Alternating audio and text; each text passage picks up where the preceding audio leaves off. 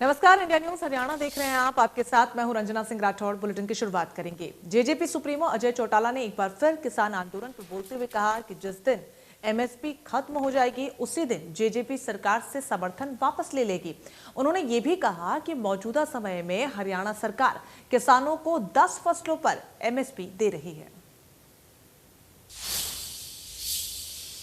तो पहले दिन एक बात कही थी कि किसान की फसल की एमएसपी की बात जब आएगी हम सबसे आगे खड़े मिलेंगे और एक पल भी नहीं लगाएंगे अगर एमएसपी पे फसल ना बिकी तो इस सरकार से दूर है।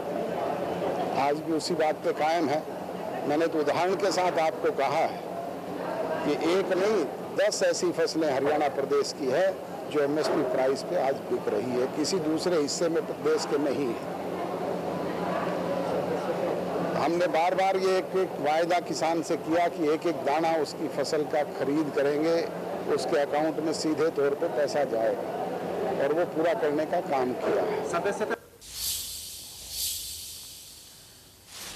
तो वहीं बीजेपी सांसद अरविंद शर्मा ने करनाल में किसानों पर लाठीचार्ज मामले में प्रतिक्रिया देते हुए किसानों पर ही आरोप लगाते हुए कह डाला कि अगर कोई रास्ता रोककर प्रदर्शन करेगा तो पुलिस कार्रवाई जरूर करेगी। उन्होंने ये भी कहा कि ये सब कुछ विपक्ष का किया धरा है।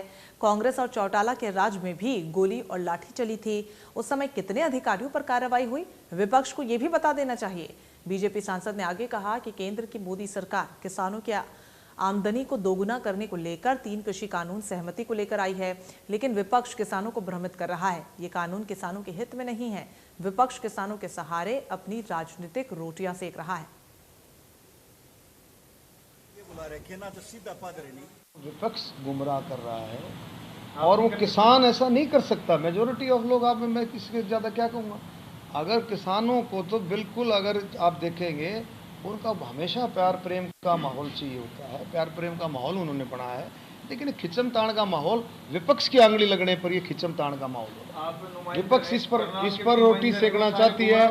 विपक्ष इस पर रोटी सेकना चाहती है। विपक्ष इसी से निचोड़ निकालना चाहती है। भाई इसी आंदोलन के सारे हम पता नहीं कितनी सीढ़ी चढ़ जाएंगे। हम भी किसान परिवार से, मैं भी किसानियत करता हूँ, मैं भी किसान परिवार से हूँ। तो आप इन चीज़ों को सोचो, जो सारे दुखी हैं, सारा के सारा परेशान हो रहे हैं। अब जो पार्टी को प्रोग्राम करती है, ऑर्गेनाइजेशन का प्रोग्राम है, पार्टी का प्रोग्राम है, और कोई हम जा रहे हैं पार्टी के प्रोग्राम में, डेमोक्रेटिक वे से, लोकतंत्र वे से आप घेराव कर सकते हो, आप बातचीत कर सकते हो, नारे बोल सकते हो, काले झंडे दिखा सकते हो, आप सड़क के किनारे का कुछ भी करो, लेकिन ये कोई तरीका थोड़ी है। आपने लिया रोड के बीच में, आपने सबका घेराव कर दिया, जो उतर करके बाद उसके साथ आपने हाथापाई कर रहे हो। कैथल के लघु सचिवालय परिसर में जिला मॉनिटरिंग कमेटी की 37 विभागों की रिव्यू मीटिंग हुई, जिसमें बीजेपी सांसद नायब सैनी, गोहला के विधायक ईश्वर सिंह, कैथल के विधायक लीलाराम समेत जिले के तमाम आला अधिकारी मौजूद रहे। बैठक में कैथल के विधायक लीलाराम ने अपनी 2 समस्याओं को रखा, जिन्होंने जिले के अस्पताल में कर्मचारियों से पैसे लेकर भर्ती करने का मामला उठाया और मार्केटिंग बोर्ड के डीएमओ पर कार्यालय में न बैठने के आरोप भी लगाए। गोहला के विधायक ईश्वर सिंह ने भी 2 मुद्दे उठाए हैं। विधायक ने बुजुर्गों की पेंशन बनवाने के लिए गोहला में मेडिकल बोर्ड बिठाने की मांग उठाई, जिसे लेकर स्वास्थ्य विभाग को मेडिकल बोर्ड शुरू करने के आदेश जारी किए गए। दूसरा मुद्दा उन्होंने गांव फिरोजपुर का उठाया, जहां पर कलर माजरा गांव में पाइपलाइन नहीं बिठाई गई। मामले को लेकर विभागीय अधिकारियों को शिकायत पर संज्ञान लेने के आदेश जारी किए गए। इसके अलावा खादी ग्राम उद्योग के किसी भी अधिकारी के न पहुंचने पर उपायुक्त ने कारण बताओ नोटिस जारी करने के आदेश दिए।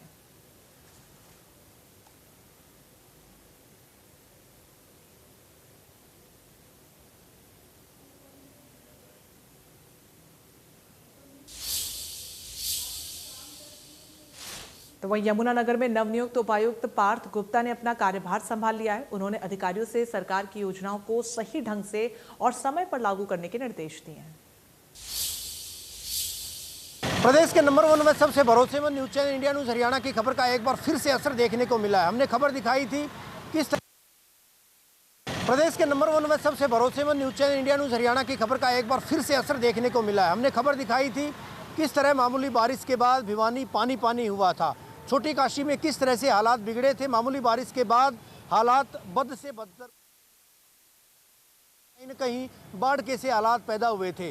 खबर दिखाए जाने के बाद न केवल जनप्रतिनिधि बल्कि प्रशासनिक अमला भी हरकत में आया। खुद आउट ऑफ स्टेशन होने के बावजूद भिवानी के विधायक घनश्याम दास सर्राफ भिवानी आते ही सबसे पहले चौक चौराहों पर पहुंचे जहां पर पानी जमा था। अधिकारियों को वहां पर बुलाया गया। डीएमसी कम एडीसी राहुल नरवाल को मौके पर बुलाया गया। हालातों का जायजा न केवल अधिकारी बल्कि साथ ही साथ खुद जनप्रतिनिधि यानी भिवानी के विधायक घनश्याम दास सर्राफ के द्वारा लिया गया और उसके बाद अधिकारियों को आवश्यक दिशा निर्देश भी दिए गए कि अब जिस तरह के हालात हैं उनसे न केवल लोगों को निजात दिलवाई जाए बल्कि आगे की भी व्यवस्था सुचारू की जानी चाहिए, सुदृढ़ की जानी चाहिए। हालांकि बता दें कि अमृत योजना के तहत पानी निकासी के लिए करोड़ों रुपए की राशि खर्च की गई थी। उससे पहले भी चाहे विगत सरकार की बात करें, अब मौजूदा सरकार की बात करें, पानी निकासी के लिए यानी सीवरेज व्यवस्था दुरुस्त करने के लिए करोड़ों रुपए की राशि खर्च की जा चुकी है। इसके बावजूद पानी जो है उसकी निकासी सुचारू प्रकार से नहीं हो पा रही है। मामूली बारिश के बाद महज घंटा डेढ़ घंटे की बारिश के बाद इस तरह के हालात पैदा होते हैं कि कई इलाके तो जन सैलाब में तब्दील हो जाते हैं, तालाब में तब्दील हो जाते हैं। ऐसे में खबर दिखाए जाने के बाद न केवल जनप्रतिनिधि बल्कि प्रशासनिक अमला हरकत में आया। आवश्यक दिशा निर्देश दिए गए हैं और जन सरोकार से जुड़े होने की वजह से कहीं न कहीं हम इस तरह की खबरें दिखाते हैं और इन खबरों का असर भी हो रहा है। उसकी बानगी भिवानी में देखने को भी मिली। वीडियो जर्नलिस्ट सुमित अवस्थी के साथ रवि जांगड़ा, इंडिया न्यूज़, हरियाणा। पलवल में मंगलवार से हो रही बारिश ने पूरे शहर को पानी पानी कर दिया है। कई हिस्सों में इतना जल भराव हो गया है कि लोगों का घरों से निकलना और सरकारी अधिकारियों का अपने कार्यालय तक जाना मुश्किल हो गया है। नगर परिषद और जिला प्रशासन के शहर के विकास के नाम पर खर्च किए गए लगभग 40 करोड़ रुपए बारिश के पानी में बह गए।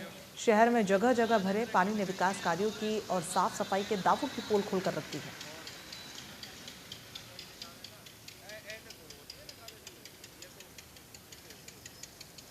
देखिए, मैं आपको इस चीज़ के विषय में ये बता दूं, अवगत करा दूं कि साल दर साल हमेशा सरकार की तरफ से जो भी जेई यहाँ पर लोग अपॉइंट किए हुए हैं उनके पास में मास्टर प्लान तो बहुत सारे हैं, लेकिन बात ये है कि उन प्लान्स को वो इम्प्लीमेंट कितना कर पाते हैं। आज से 15 साल पहले की आप शहर की हालत ले लीजिए। जल निकासी का उचित प्रबंध ना तो आज से 15 साल पहले था और ना ही जो जल निकासी का उचित प्रबंध है वो आज हुआ है। सरकारें आती हैं, जाती हैं, तमाम वादे होते हैं, जनता से वादे होते हैं, लेकिन जो शहर की स्थिति है वो अभी भी जस की तस बनी हुई है। आप मेरे आगे ये देख सकते हैं, ये पूरा तालाब यहाँ पर भरा हुआ पड़ा हुआ है। कोई बड़ा बूढ़ा व्यक्ति हो, कोई बच्चा हो, जिसको जाना हो वो कैसे जाएगा। समस्या लोगों की गाड़ियाँ भी बंद हो रही है पानी। हाँ, लोगों की गाड़ियाँ भी बंद हुई है। मैं अभी कॉलेज से आया हूँ, आप मेरी हालत देख सकते हैं। मुझे अपनी पैंट वैंट ऊपर करके तब यहाँ से जाना पड़ेगा।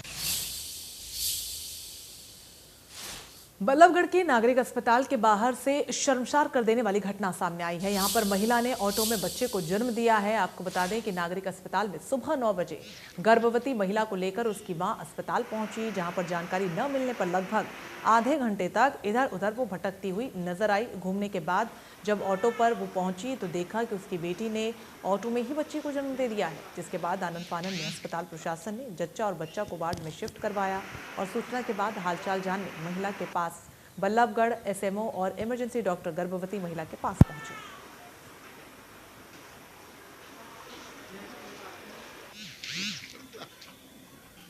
कुछ नहीं हुआ, गेट के बाहर मैं 10-15 मिनट खड़ी थी। अब मैं नहीं थी, मेरा पता ही नहीं था कि कहाँ डॉक्टर बैठते हैं, कहाँ बैठते हैं, मेरा मालूम नहीं था। मैं ढूंढने लगी, वहाँ से फिर कहले कि नहीं इमरजेंसी में लेके जाओ। वहाँ गई तो वहाँ 10 आउट लग गया था, दोनों में लेकर आधा घंटा हो गया और थोड़ी देर के बाद निकल के आई, मैडम ले गई अंदर। तो क्या बच्चे सही है? बच्चा सही है। तो कहाँ हुआ था बच्चा ऑटो में हुआ था। ये मामला जो सामने आया है इसके बारे में मैंने जो अटेंडेंस के बाद से पूछा है तो उन्होंने यही बताया कि उनको पहली बार अस्पताल में आए थे और उनको जानकारी नहीं थी कि हमारी इमरजेंसी पे कहाँ है, हमारे जो बच्चा की वार्ड कहाँ पर है। तो उसको किसी भी रास्ते में वो जो महिला थी, जो गर्भवती महिला थी, वो ऑटो के अंदर थी और बाकी जो उसके अटेंडेंट थी तो उन्होंने किसी लेमैन ने उनको ये बताया कि आप अंदर चले जाइए। उन्होंने ये भी नहीं बताया कि इमरजेंसी में ले जाएं कि किसी बच्चा वार्ड में ले जाएं और ना ही कोई कर्मचारी मिला कि जो उसको बता सकता कि हाँ भाई आपको कहाँ लेके जाना है। उसके बावजूद भी उसके बाद भी थोड़ा सा जो गाड़ी वाला था ना ही उसने मुझे तो लगता है थोड़ी सी समझदारी भी होनी चाहिए थी कि अगर वो उसको सीधा इमरजेंसी में ले जाता और इमरजेंसी हमारे डॉक्टर्स भी होते हैं, नर्सेस भी होती हैं, तो अगर ये जो चीज़ ऑटो में कोई ये हो सकता है कि वो वार्ड में हमारे पास मरीज़ रहता तो हमारा स्टाफ भी था, हमारे डॉक्टर्स भी थे और हमारे पास स्पेशलिस्ट डॉक्टर्स भी होते हैं इसके रिगार्डिंग, हम उनको कॉल भी कर सकते हैं। अंबाला शहर के श्री गुरु हरगोबिंद साहिब हाई स्कूल में ट्री प्लांटेशन कार्यक्रम का आयोजन किया गया और इस मौके पर अंबाला की मेयर शक्ति रानी शर्मा भी मौजूद रहीं और मेयर ने स्कूल के प्रांगण में पौधे लगाए, उनके महत्व को भी बताया। मेयर शक्ति रानी शर्मा के स्वागत में स्कूल छोटे छोटे बच्चों ने स्वागत गीत प्रस्तुत किया और रंगारंग कार्यक्रम भी प्रस्तुत किए। कार्यक्रम में मेयर शक्ति रानी शर्मा के साथ एसजीपीसी मेंबर्स हरपाल सिंह पाली भी मौजूद रहे। मेयर शक्ति रानी शर्मा ने सभी को पौधारोपण के लिए प्रेरित करते हुए कहा कि हमें जीवन में एक पौधा जरूर लगाना चाहिए, हमें फलदार पौधे लगाने चाहिए, वो पूरा जीवन हमें बहुत कुछ देते हैं। कोरोना की दूसरी लहर में हमें ऑक्सीजन की असल कीमत पता चली, तो इसीलिए पौधे लगाकर उनकी रक्षा करनी चाहिए।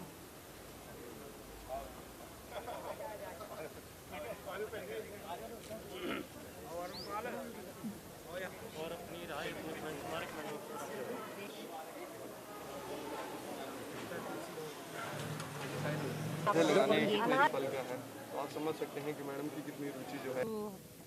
हरगोबिंद साहब जी के प्रांगण में मैं आई हूँ, स्कूल में मैं आई हूँ और जिन्होंने मुझे इस मौका दिया है यहाँ आकर, स्कूल में एक पवित्र जगह है, ये पाठशाला है जो बच्चों की, इसमें पहुँचने का मुझे मौका दिया, मैं इनका धन्यवाद करती हूँ सबसे पहले। और पौधारोपण की बात अगर आती है तो आज की तारीख में हमें बहुत ज़रूरत है, हमारे पर्यावरण को बहुत ज़रूरत है कि हम अच्छे अच्छे पौधे लगाएं। और मेरी सोच है कि हम अगर फूलों के साथ फलों के भी पेड़ लगाएं, जिसके हमारी चिड़ियाँ, हमारे पक्षी, हमारे आने वाले बच्चे, हमारे आने वाले कौम इसको फ़ायदा उठाए, इसको इस्तेमाल करें और आगे भी ये बच्चे हमारे औरों को भी इस बात का प्रेरित करें कि ये और ज़्यादा से ज़्यादा पौधे लगाए जाएं। पता हमें इतनी ऑक्सीजन देता है कि हमारे को एक एक जीव के लिए बहुत ज़रूरी है और हमें इस ऑक्सीजन की कदर आ गई है, लोगों को इस चीज़ की समझ आ गई है कि हमें ऑक्सीजन अगर नेचुरल तरीके से मिल सकती है, हम आर्टिफिशियल की तरफ क्यों जाएं। हम इतने पेड़ लगा लें, इतने पेड़ लगा लें कि इंसान को आर्टिफिशियल ऑक्सीजन की तरफ जाने की ज़रूरत ना पड़े। तो मैं सबसे रिक्वेस्ट करती हूँ कि सब लोग अपना जन्मदिन मनाते हैं, आप लोग अपने जन्मदिन पे एक एक वृक्ष जरूर लगाएं। ये अपने लिए भी है, आने वाली पीढ़ी के लिए भी है और देश के भी हित में है।